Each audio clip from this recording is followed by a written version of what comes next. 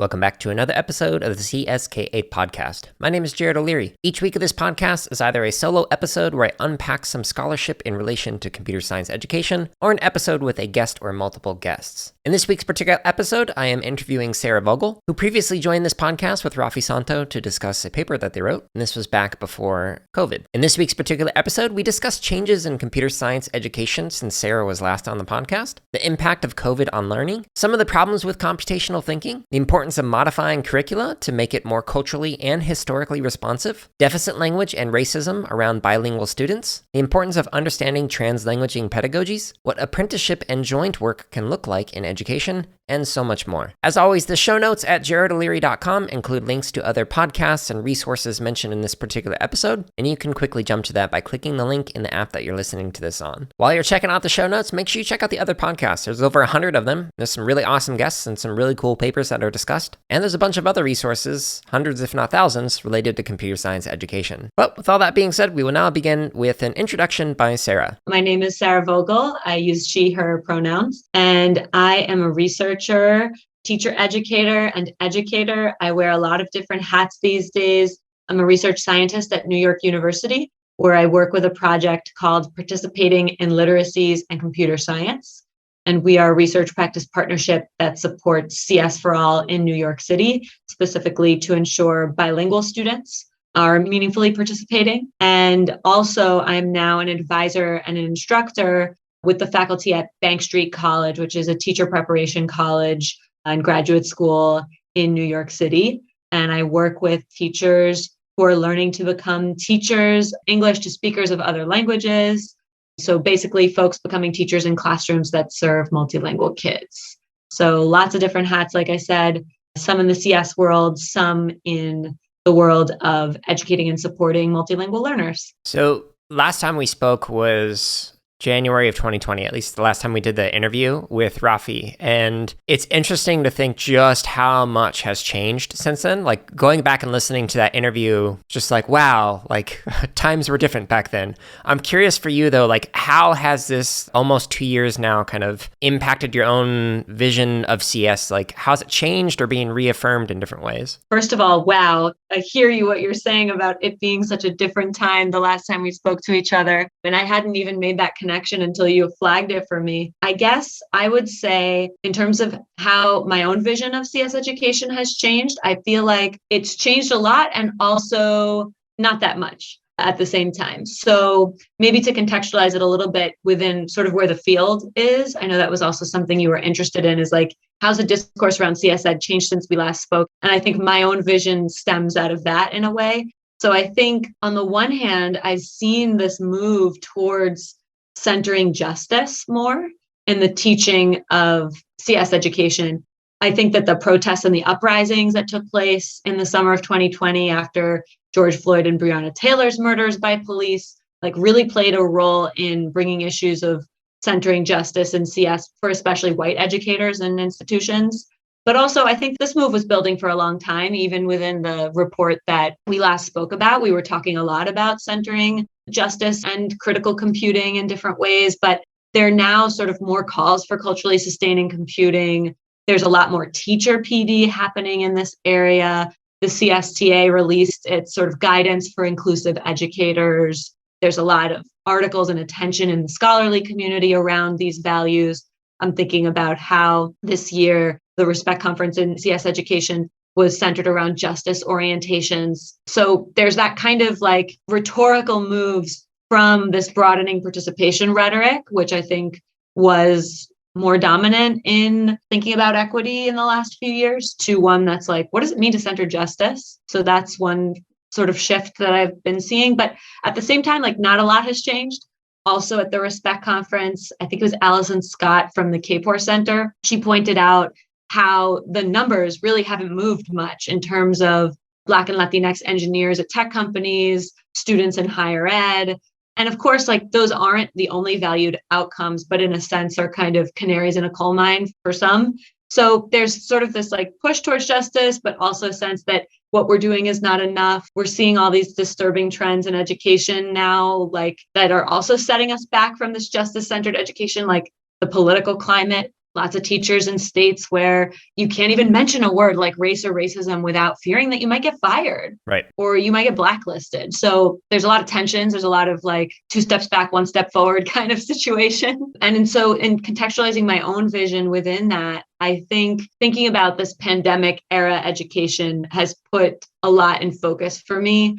At the start of the pandemic, I was seeing a lot of spaghetti being thrown against a wall, people really scrambling to get virtual learning infrastructures up and running and experimenting a lot with different tools and different tech, seeing the challenges and opportunities that those provided. And I think that spaghetti approach is fine for a crisis mode, but I'm still waiting for this pandemic to prompt a sort of fundamental rethinking and sort of really an opportunity to realign what it means to include technology in a thoughtful way and to attend to issues of equity and justice within that. So my own vision for CS education has been expanded even as my core commitments haven't changed. So I wouldn't have ever thought of myself as really a CS education booster per se. I think my main drive has always been to see a world where young people are using, creating, and critiquing technology for reasons like furthering their own goals, reaching their own potential, becoming active participants, becoming change agents in the world.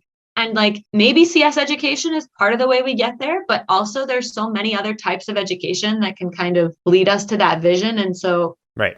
I've been thinking a lot about sort of how we build as a CS ed community coalitions with people who think about other kinds of technology education, because it's all needed, right? Digital literacies, digital citizenship, education tech, information literacy, media literacy, algorithmic literacy, civic tech. There's so many realms. CS education is like part of this larger umbrella. And so I've been thinking about like, why is the secret sauce CS for all? Why isn't the secret sauce kind of all for all of this for all?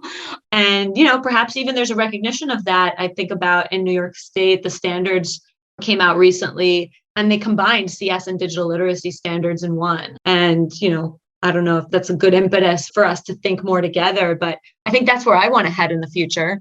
And I would hope that the field isn't headed towards more siloing, though it could, if we just think about things like broadening participation in APCS, if that's our sole indicator, or like teaching kids to code, right?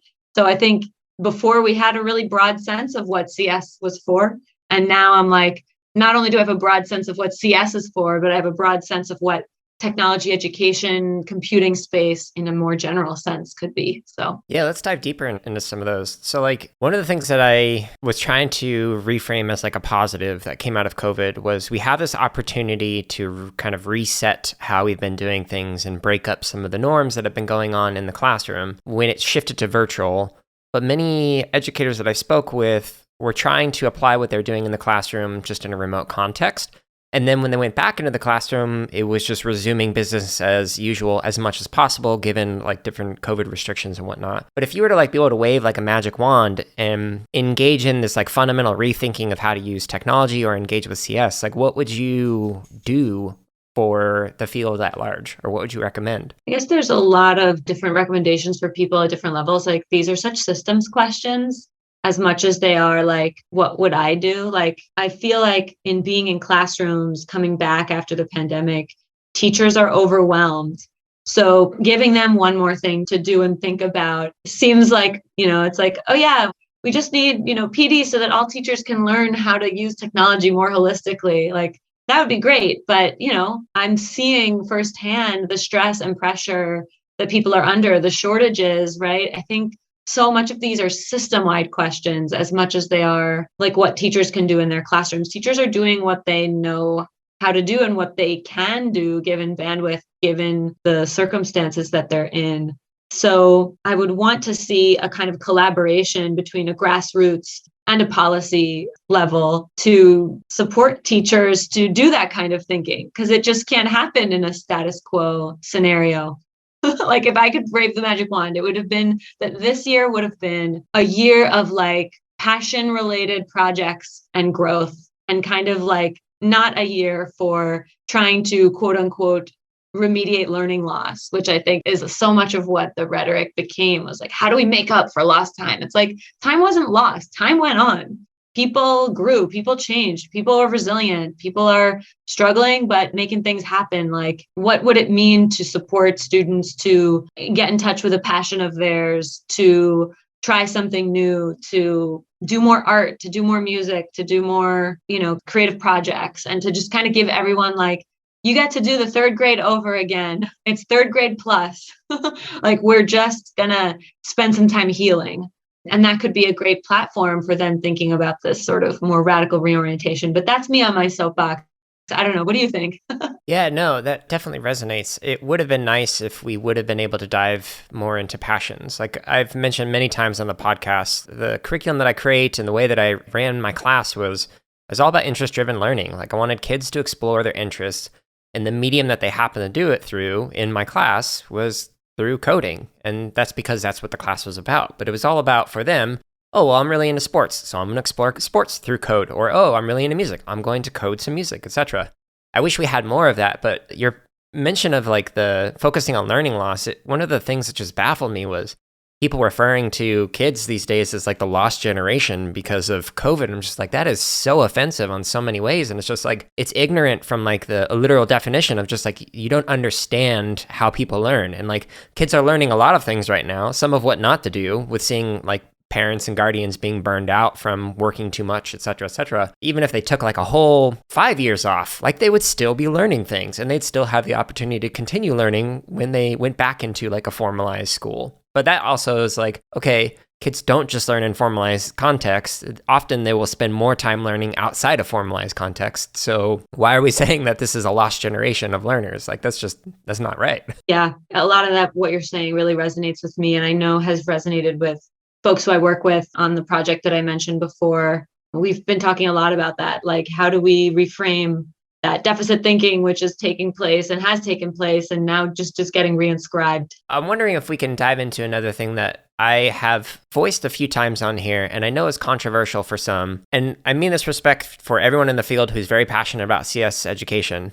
Like, yeah, it's great. I think everyone should have the opportunity to learn it, but I don't think any subject area should be mandatory for anyone. And I honestly don't understand why CS is such this dominant thing. And then computational thinking in particular. Like, one of the things I've been grappling with a lot lately is the way that I hear people talk about computational thinking positions other disciplines as like a subservient relationship, or as like lesser than. Like, one that I heard, and I've heard many times, is people saying, oh, well, you can use computational thinking to like create an algorithm for a song lyrics. Okay, well, as somebody with multiple degrees in music education, I don't know anyone who's done that for like the majority of their career. Maybe for some like cell theory, for some contemporary music, you might actually literally create an algorithm. But in general, when you're composing music, you're focusing more on expression and like how you are communicating to other people or expressing yourself, rather than focusing on whether or not you're using a loop to repeat a lyric multiple times. Like, that to me is kind of a reductionist approach when it comes to looking at other areas. And quite frankly, it positions like other subject areas as a deficit, as saying, oh, well, the way that you've been thinking for thousands of years and have used to do this like discipline, well, that's not cool. You should really check out this computational thinking thing. We're teaching you how to do thinking in a new way without any regard to ways that you've actually been thinking within the field. I don't know if that resonates or you disagree. Or I think it does. I've had this conversation a lot with, I don't know if you've had him on the podcast before, but Amanya Dav. Not yet. And I'm sure if you do have him on the podcast, he'll have brilliant things to say about this question, because we've talked about it at length, because he works really hard to support teachers in Michigan, in New York City, and all over to integrate computational thinking into their practice. And we've talked a lot about, that how it gets positioned relative to not just other disciplines, but students' practices and their communities' practices, their communities' literacies, their own sense making.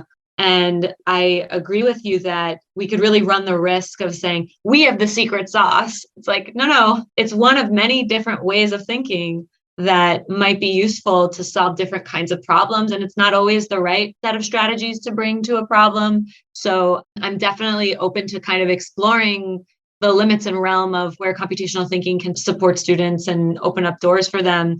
This is what I sort of mean about needing to like broaden the scope of what we mean when we say computer science or digital literacy or like there's so many. We have to attend to the sort of intersections and the ways that these forms of thinking play around with each other. They're not bounded objects in the ways that we talk about them, like computational thinking over here and historical thinking over there, artistic thinking over there. Right. And I think that's why on our project, we've moved towards a theoretical perspective rooted in the idea of syncretism. I think you had sort of pulled this out on our project website as something for us to discuss more in depth, but there's an amazing thinker, learning scientist, Chris Gutierrez out of University of Berkeley.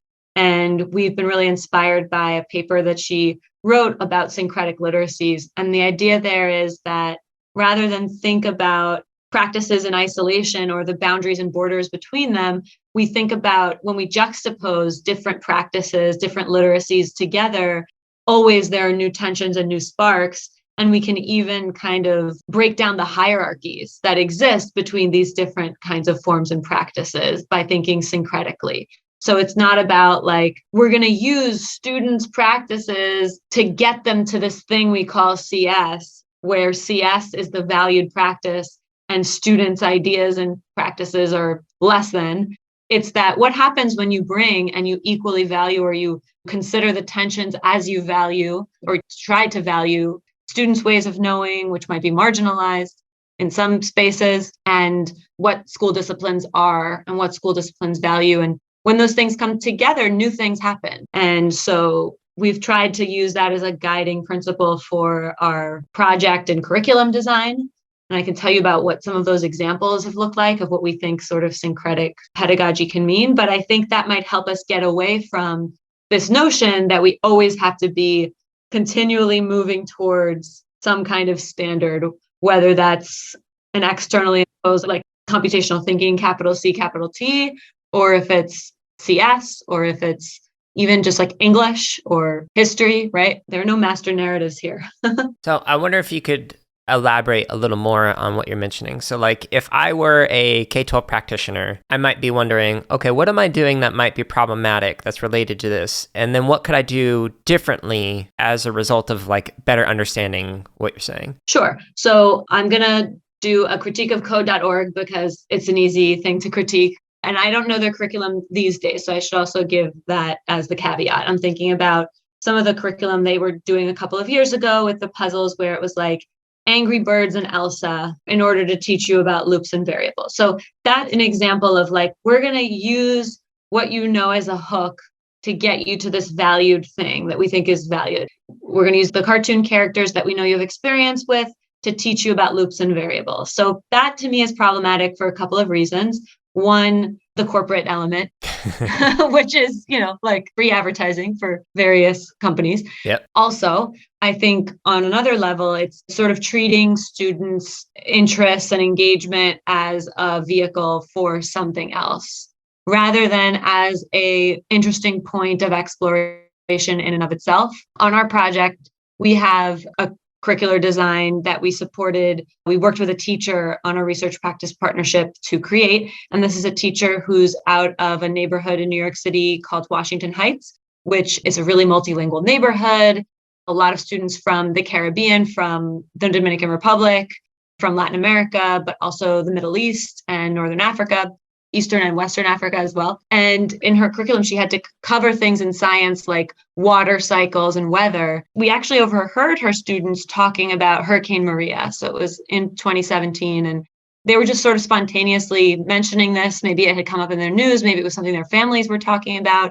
And so we thought, oh, why don't we design a computing unit that really takes students' conversations about these things seriously? And so we had them do things like talk to their family members about strong storms that they'd lived through, and then found an activist who was working to support Puerto Rico after the devastation from the hurricane. And they interviewed that person about what they were doing. And then we had them use Scratch to create models that showed the impacts of the hurricane. So they were coding in order to have a deeper conversation about this hurricane, about its impacts, and then got a chance to actually share that with some local folks in New York City who work for the utility company, who are part of the American Association of Latinos in STEM. And they came in and they learned about what the students had coded and what they'd created.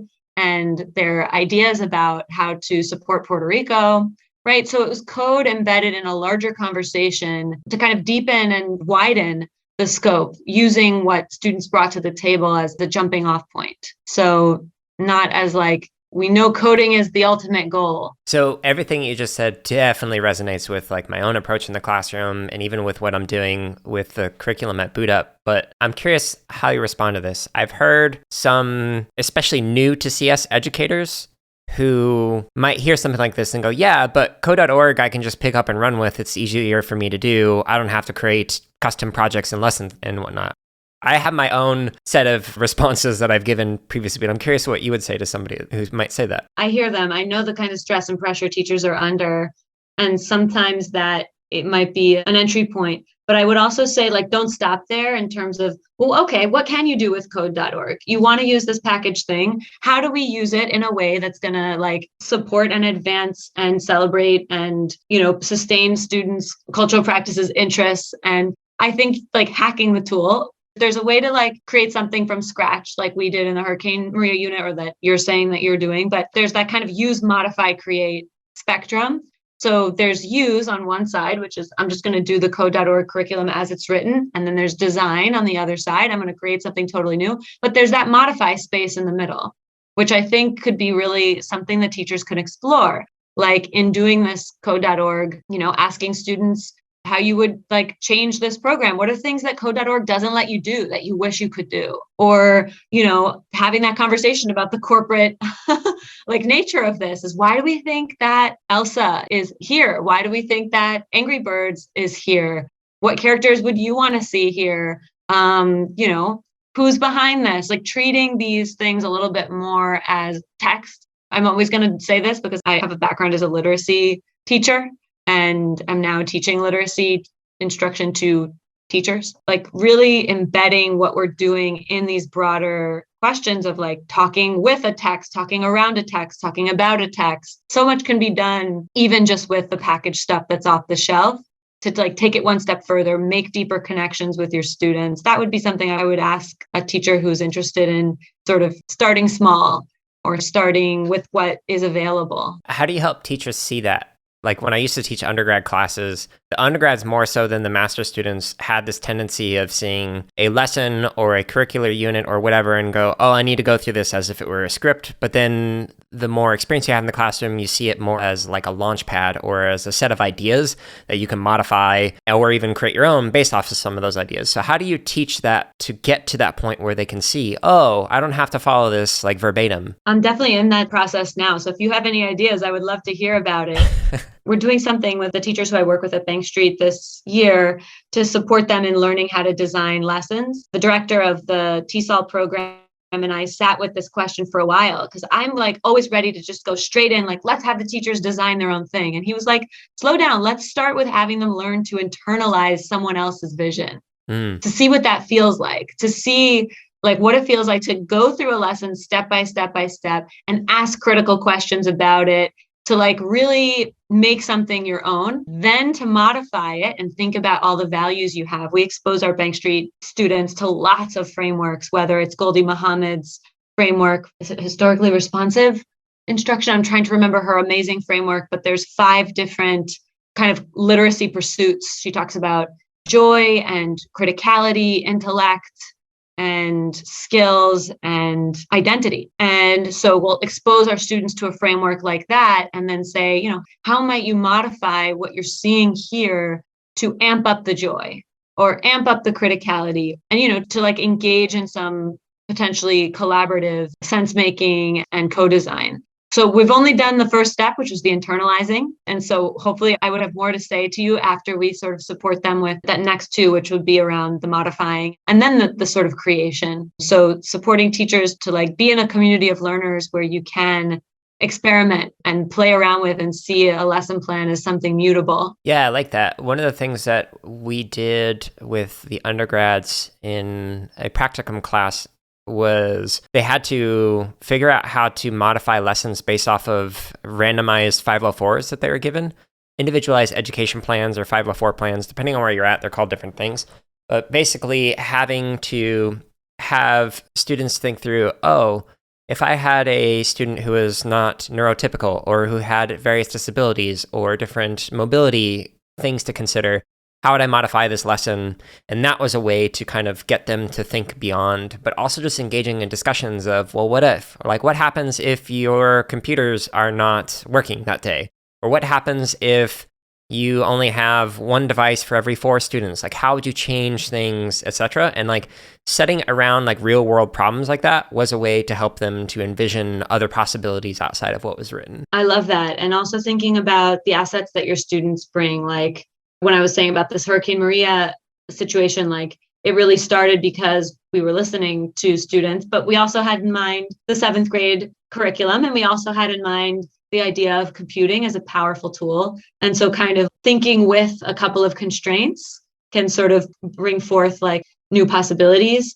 So our project sees it as these like 3 intersecting circles that guide us when we're planning units. So we think about the community literacies, like the ways of reading, writing, creating that exist in students' worlds that they might learn from their friends, their families, and beyond. And then we think about computing communities, like not just Google engineers, but all the different kinds of people who use computing to do things and the literacies that they exercise. And then the 3rd circle is those disciplinary literacies. So the ways that we read, write, create that are sort of within these disciplinary communities like science, or what it means to be a mathematician or, a scholar of different kinds. So when you bring all those 3 things into conversation, that's where the syncretic literacies and project ideas can come about. And the other question that our project asks a lot is, what conversation is code a part of? What is the conversation that we're starting where code is involved? And I think that these have been generative questions and frameworks for at least some of the teachers that we've worked with. We hosted a professional learning community with some of them over the summer. And I think some of them came away saying like, oh yeah, this was actually a useful way for me to think about making stronger connections to my kids and what they bring and what their communities bring. Yeah, I like that. Even framing the idea, like going back to the first point of like, well, how do you modify these or help people modify them? Like even having the conversation of, look, if you teach an elective class, you can assume buy-in for the most part for like probably 90% of your kids. They're likely interested in the subject area because they elected to take that. But if kids are mandated to take this, you can't assume that buy-in.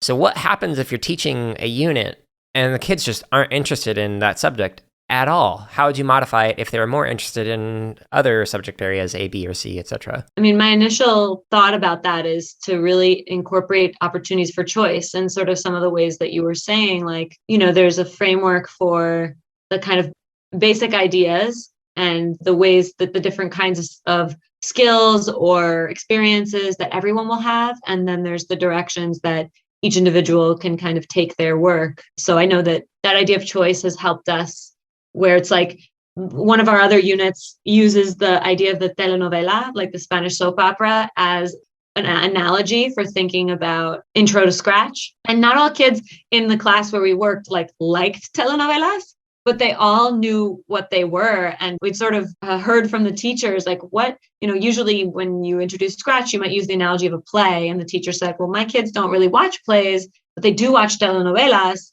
So we knew all of them would at least be familiar with it. But then in giving the students the opportunity to then remix our telenovela to be however they wanted, but just including some of those telenovela conventions like high drama or whatever, like they made their telenovela take place at a rock club or at like they're able to kind of change up the premise in the ways that they can, but still guiding students to have initial experiences that everyone can share and make sense of together. I wonder if we could zoom out to one of the larger things that you mentioned earlier on in our conversation. So you mentioned there's this tendency for like some deficit mindsets or frameworks that have been going on. I'm wondering how the deficit mindset or ways of thinking kind of relates to the conversations around bilingual and multilingual students. I had to go back into the history for my PhD to kind of think through a lot of this. And I think going to the history can really help on this conversation. There are deficit views really baked into our education systems since the early days of our education systems around bi-multilingual students, especially those who are racialized. And, we see evidence of that in the boarding schools that Native children were sent to, where they're not just their languages, but ways of being were stripped from them, and they were forced to assimilate in violent ways. And, there's a lot of reckoning around some of those institutions that have been happening, and also not enough at the same time. So there's those ways that the deficit mindset has been just inculcated from a beginning stance. There are these assimilative kind of English only policies around schooling for immigrant children, an erasure of Black language and Black languages and Black people from the education system. So that sort of comes from our history as an American, society from the colonial days. So we'll see that deficit model continues and is sort of reproduced in different ways, even as we resist it. And we can think about the civil rights era and struggles that the Puerto Rican community in New York took, the Chinese American community in San Francisco took, and through those, they earned the right to educate their young people bilingually. And so there's sort of a lot of hard-fought victories to reframe away from a deficit mindset. But the right to do that is also periodically attacked. Like, we had an Office of Bilingual Education in this country at a federal level for a long time, and then with No Child Left Behind, it was erased and turned into the Office of English Acquisition.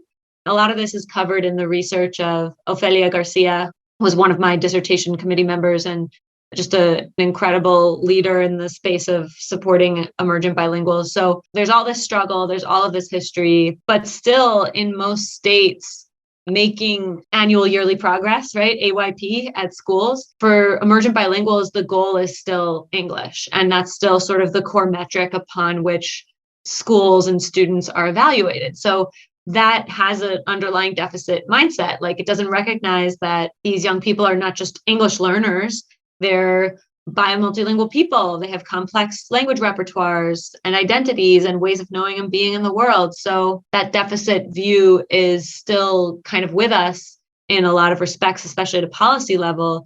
And a lot of what teachers and schools, they have to grapple with that, even if they have views that say we want to support our learners to recognize their multilingualism and support them in building towards that. So much to unpack there. So like one way that I kind of relate to it is like I eventually want to live in Japan down the road. So I'm slowly learning Japanese, but it doesn't mean that I need to erase everything else that I understand through my English to move to another location.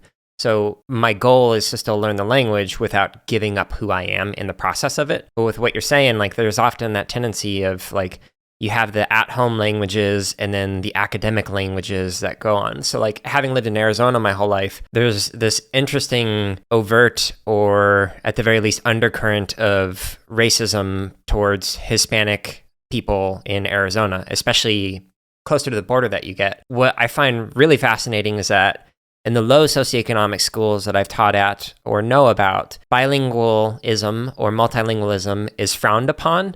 Like it's no, you need to just focus on English. But then when you go to the high socioeconomic schools, it's desired. It's suddenly, oh, well, you can learn multiple languages. You can have dual language here. And it's weird, like how it's in the same location. Like some of those schools are literally just a few miles away from each other. And yet it's like frowned upon in one community to be able to speak multiple languages. And then another, it's like, it's an asset. Absolutely. A lot of these ideas are unpacked in some of the research of Nelson Flores and Jonathan Rosa. They have this concept that they work with called ratio-linguistic ideologies, which sort of point out like the fact that the same linguistic practice coming out of bodies that are racialized in different ways, if you are a racialized person, your language practices are going to be viewed as deficient no matter what they are. So your bilingualism is going to be, like you said, denigrated, whereas the bilingualism of a white middle-class person will be celebrated. So I think that partly why you can't disentangle language from race, language from class, language from, any of these other forms of oppression that shape our school systems. And I guess in reflecting on what that means for schools, it's about being able to notice like when people are being held to these different standards. And then what can we do about it? Because it's one thing to identify something, but then it's another to, okay, how do we address this thing that we've problematized? Often there's these conversations, especially around DEI work, where it's just conversations. And then what are the actions that actually come from that? But then when there is like any kind of action, then there's this like pushback, which like with the critical race theory being conflated with like a culturally responsive teaching, and then all the pushback that's been going on with that. It's been fascinating trying to figure out, well, how do we engage in dialogue, like thinking from like a Freudian like lens, with people who are inherently against having a conversation around this thing because potentially it's giving up power that they know that they have. And I don't know what to do. That's just me thinking out loud. Yeah, I don't know if I have an answer to that because it's the ongoing work of continually pushing institutions and our own self too. Yeah. I'm curious if you'd be willing to unpack what translanguaging is. I have to admit that when we first spoke on the last podcast that we did together, when I was doing some research, like looking into your background and Rafi's background, I was like, I don't know what this thing is. And so when I looked into it, I was like, oh, this is interesting. I'm curious if you could unpack what it is and like how that concept has kind of informed your own teaching. Sure. So you, a moment ago, were talking about how there's this separation between like what is quote unquote academic language and what is quote unquote school language.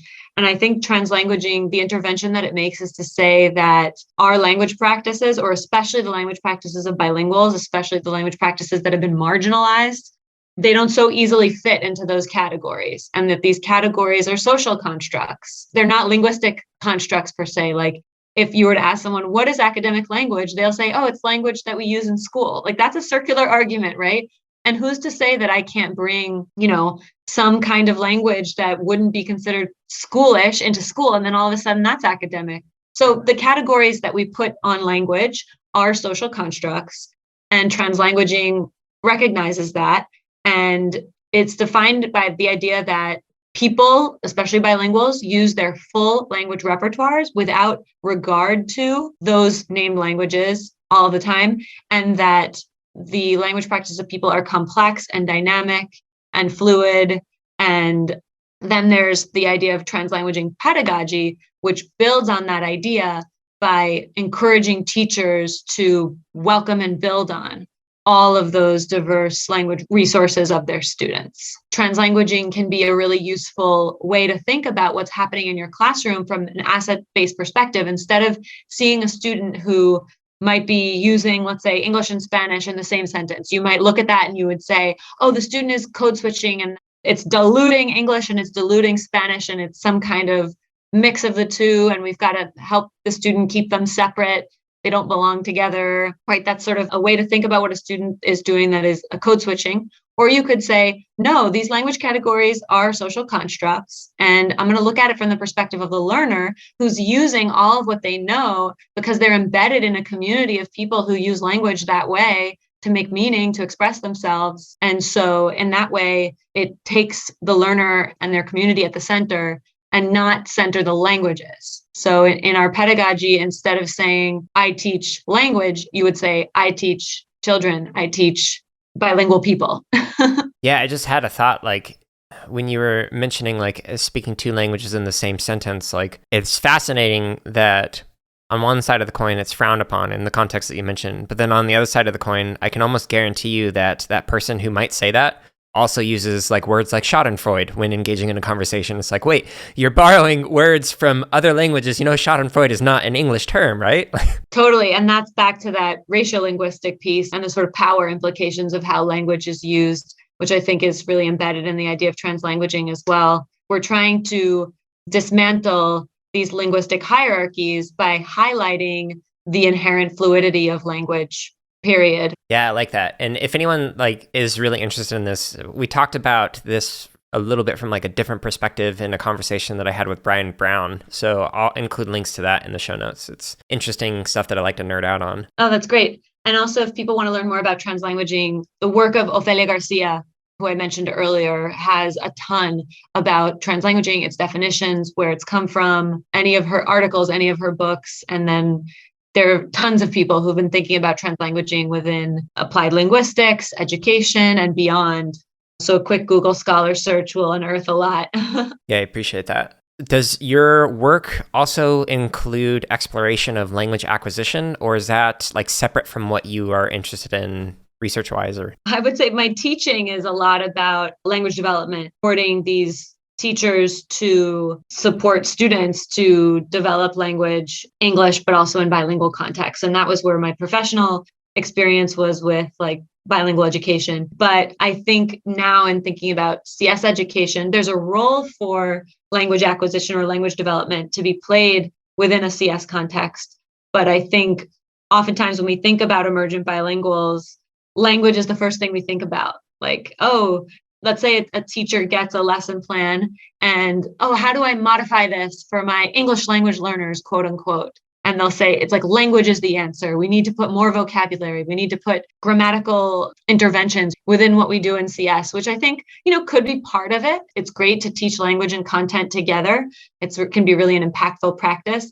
But we also want to recognize like our emergent bilinguals are full students who might have a lot of purposes and goals beyond just language development for what they do with CS. And so part of the answer is coming up with language goals and thinking about language goals intentionally within a CS framework, but it's also about supporting students to express themselves in multiple ways, including with code. And that's where our project has been thinking a lot about the relationships between translanguaging and computer science education, the ways that our languages and our language practices can become tools for learning CS, and then the ways that we can sort of have conversations with a computer, through a computer, about a computer. So you mentioned translanguaging pedagogies, but I've also seen that you're also interested in apprenticeship. Where do those align or diverge from each other? And like, how does that apprenticeship fit within it? Like, are we talking about like Lev and Wenger's version of apprenticeship model, or are we talking about something different? I bet you're referring to the article that I wrote a few years ago with Judy Perry. That was like about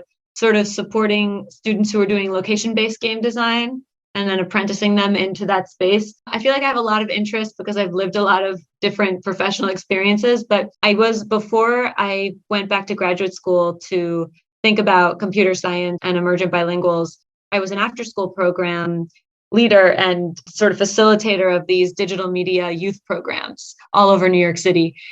We wanted to engage students in these really exciting, novel tech projects, like creating location-based games that were focused on history or having them create video games in Scratch about global issues. So it was a really innovative, exciting program. But whenever you have sort of limited time and a really ambitious idea, you need to think about scaffolding and doing the location-based game design work, right? That involves understanding place. It involves understanding coding. It involves creating a story. It involves marrying story and place and mechanics in interesting ways. And so that's novel and complex for like a teenager, for anyone. So with Judy Perry, we thought a lot about what roles can adults play in the sort of innovative work that young people do. And we were looking at Kirshner's framework he sort of has this like the idea of joint work, facilitators and young people working together to achieve some common goal, where young people aren't necessarily, like their hands aren't held through the process. It's kind of like all hands on deck, everybody do the work and we're doing it together. And that's one model. And then there's the model of sort of a more hands off, like where the youth are really facilitating everything. And that also has its pros and cons. Like youth might take on leadership positions if they're encouraged to kind of go in their own directions, but then they might not get as much practice with like what we would call like expert practices in a domain because they're novices. And then you've got this sort of middle ground, which is the apprenticeship, where you're paying attention to the ways in which joint work might occur in a way that supports the young person's development and initiation into a practice. So we were playing around with this theory as we were creating these location-based games with young people around New York City and sort of landed on like, what does apprenticeship look like? What does it mean to scaffold? What are the steps that adults can do to make youth lives easier and more exciting? And so those questions of structure and agency have always been with me in my teaching. Like, how much am I giving and how much are they constructing on their own? That's like just continually on my mind. And that article helped me kind of crystallize some of that. It's related to translanguaging and to the work we do in classrooms of emergent bilinguals because there's a kind of Vygotskian angle to a lot of this. But yeah, it's sort of from a different life, the apprenticeship work. Yeah, no, I appreciate that conversation. One of the things I like to think through is like the antithesis is something that I really agree with. So like I'm a huge fan of project-based learning, but I like to think through, well, when would I not do project-based learning? So like with what you're saying with the joint work, totally resonates. Reminds me a lot of the approaches that I was using in the classroom. But when would you not use joint work in the classroom? Sort of depends on your goals. I think the way that joint work was posed, it's a Kirshner article from 2006. The way that he talks about joint work in that article is, imagine that there's some kind of complex political campaign work, and it's all hands on deck, and like youth are learning as they go. And that's helpful because the work gets done, and it gets done in a sort of an expert way. But then the youth might not be engaging in many exciting opportunities. Like they might just be handing out flyers if you're not careful. Some youth who might have a real energetic spirit and a kind of preparation might dive right in and fit really well and just like get in where they fit in. But then some youth maybe fall to the wayside because they don't have as much of that preparation or support. So other models might be needed if that's part of your goal. So if your goal isn't just we need to get the campaign done, and the goal is also around youth development, then you need a little bit of that middle ground, which is not to say that youth can't come away from a joint work experience learning a ton. It just means like, what are your priorities? So yeah, the apprenticeship approach or the sort of facilitation approach, it depends what you're out for. Is it about we need to get this campaign done, or is the focus, let's have these youth come away with some new experiences and learning? And maybe the product suffers a little bit, like process over product.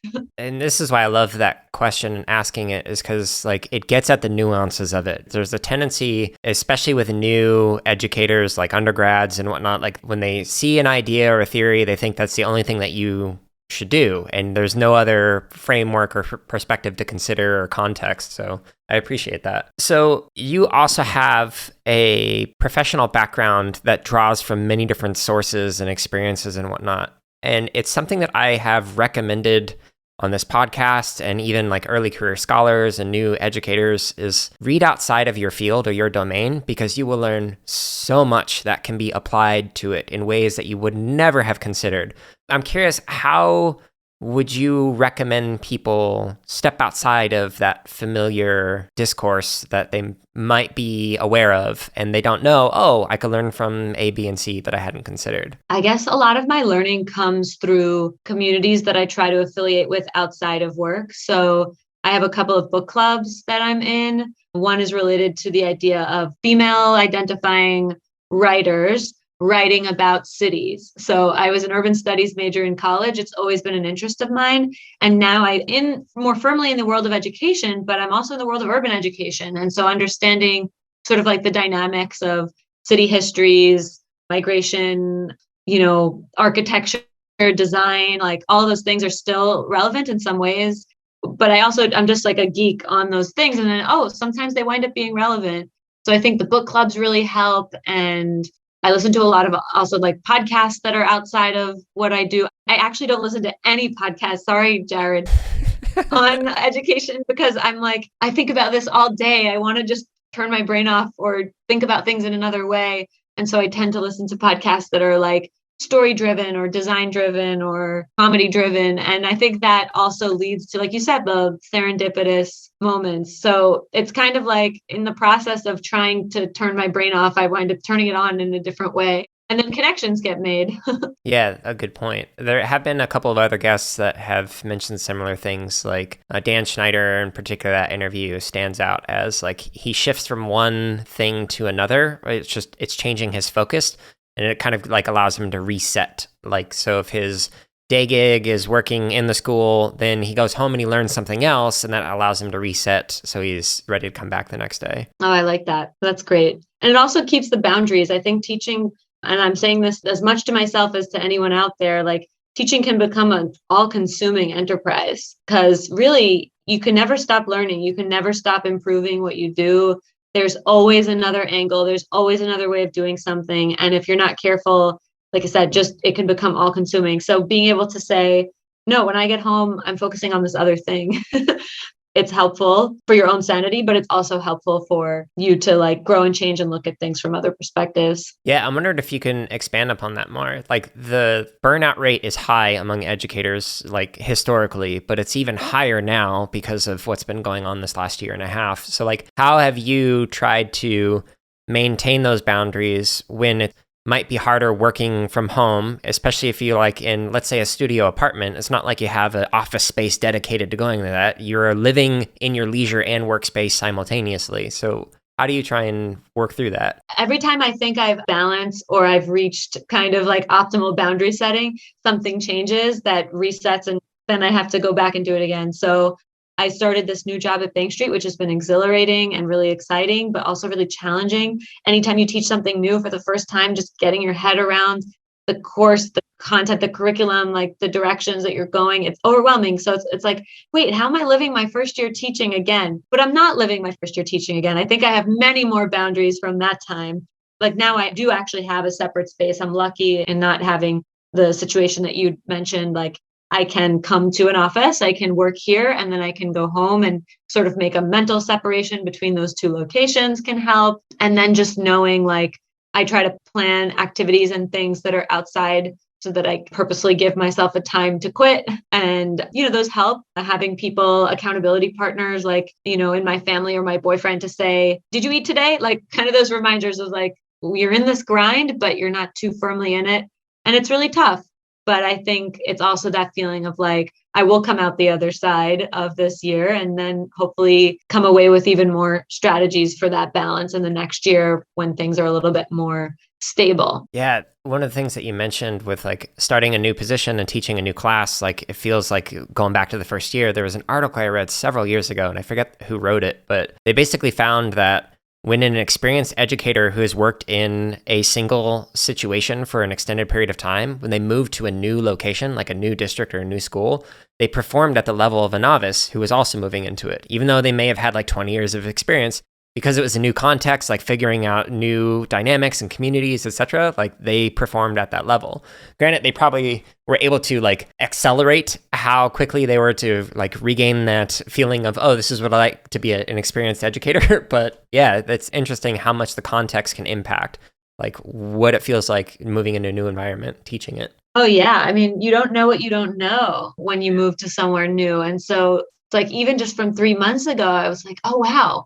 I wish we had done it differently. I wish I had done like structured the course in this way, but I was just sort of throwing out my first best effort. Yep. And it's only through iteration that these things get stronger. So yeah, and I'm lucky to be in a really supportive environment at the college where I am. They spend a lot of time on faculty development, meetings with like really generative feedback meetings and observations. And, I think that helps a lot. And having a pretty decent class size, like there are a lot of things that institutions can do to support teachers not burning out. Because I think it's not just like on the individual to guard against burnout. It's also on the institution to say, what's your workload and like, what are we expecting out of people? And, how's our health insurance policy and all of that. So it sort of should be a joint and a team effort, and paying special attention to populations that get marginalized in our institutions is even more important. Yeah, that's a really important point, especially among academics. Like I have several friends who are at Research One institutions, which people aren't familiar with that. It's like the highest output of research. Like you might have the majority of your contract hours dedicated to conducting research. And there's only one friend that I can think of who actually has like a good work-life balance, if you want to think of it that way. And it's because the university prioritizes it. And it's the only university that's an R1 that I know of that like mandates that new professors go through this training to figure out how to maintain that balance while having a high research output. So it's interesting. Wow. And I would hope that they set up structure. So it's because it's like, oh, you can give me a course and teach me how to do it. But like, I would also hope that they have a good vacation policy and a good leave policy, or all of that supports it. That's great. And a good incentive policy. Yep. For especially in the academic world. Yeah. When I've spoken to them, like, would you ever consider leaving? It's like, even if you were making higher pay, like, it's just, the amount of support that you have here is, I've never heard of it anywhere else at an R1 in particular. So they're planning on sticking around. That's great. You mentioned iterating on your own abilities. How, with the classroom, maybe the structure, but how do you do that broadly speaking? So like for me, I engage in reflection every morning and afternoon, or evening rather. Like I go into the spreadsheet where I just like go through these questions where I ask myself, how did I do with this? How's my anxiety today? What could I do differently tomorrow, etc. And I'm constantly trying to figure out like ways to just do subtle improvements and iterate over time. I'm curious, how do you try and do something like that? So that's a really, really good question. And it's great to hear about your processes. I have some informal ways I do it. Like I have a commute now. And so a lot of my thinking about how the class went will often happen on the way home of just, how'd that go? And, I kind of know my tendencies when I'm teaching. I have like an overloading issue. I'll like think that I can get too much done in one small time period and know that chunking up what I have to do and really kind of providing enough time for each task is important. So sort of like having some reflective moments to think about that. And then, as I said before, really lucky to be in an institution where people will give you that feedback. And I'll also keep a document between semesters. So I think, the crush of a semester is real and it can be hard to iterate from class to class. So if I can't, I'll jot down on that assignment task sheet that I have in my drive, like next year, do this. Next time you teach this, change it up like this. So they don't forget. Or when I'm grading, I'll notice, oh, wow, all the students had trouble with this, or the rubric really didn't make sense. And so I'll leave myself little clues because I think the iteration tends to happen the next time I teach it and I'll integrate those learnings. But there is something like, if I think that it's really important, like this week, I had to support the teachers to learn how to administer a certain kind of reading assessment and to think critically about it.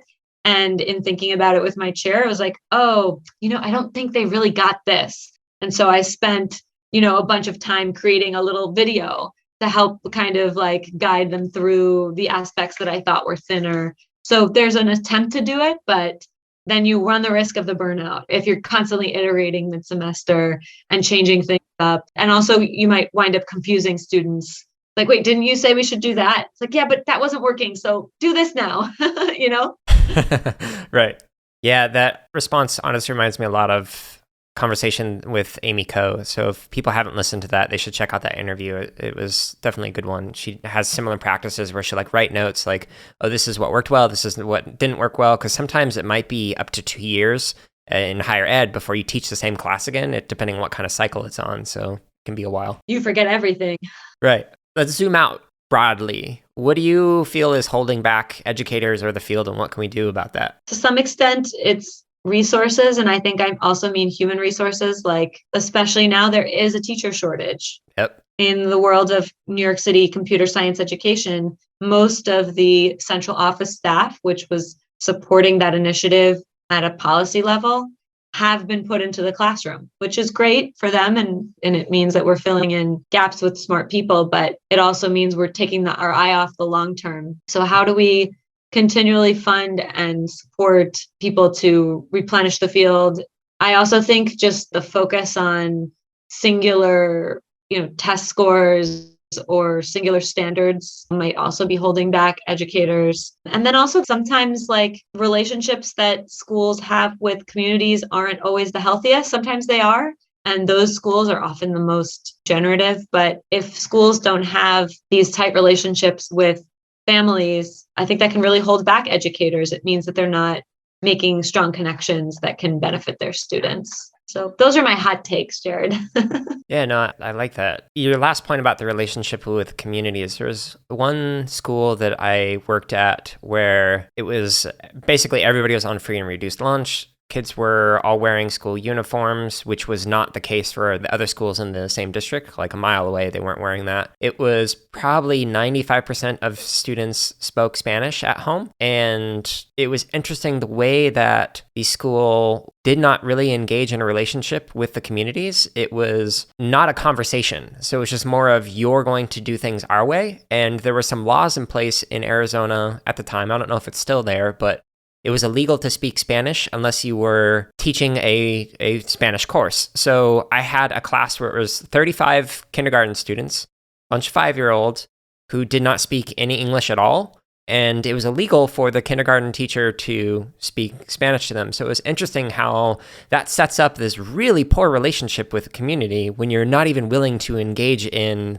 the language that they speak at home. Yep. And that's sort of what I was alluding to with this history that still leads to this ongoing deficit thinking and deficit actions. I know Arizona had a law like that. California had a law up until 2015 that forbid bilingual education. Massachusetts had passed a proposition like that. There really are these pendulum swings in policy that make for hostile learning communities and schools. Definitely those policies are holding back our institutions. But even beyond that, I think it's not just the policy, but then the attitude towards those languages, even if the policy is gone. Yeah. For anyone who's passionate about this area of work, of equity work and whatnot, and you have a background in education, you can go into policy. There are grants that you can actually go into, or fellowships in Washington, D.C. that you can apply for, where they will specifically pay classroom educators to help work on policy and whatnot with senators. So look into it. It's in Washington, and I'll include some links in the show notes if anyone's interested in that. That's very cool. I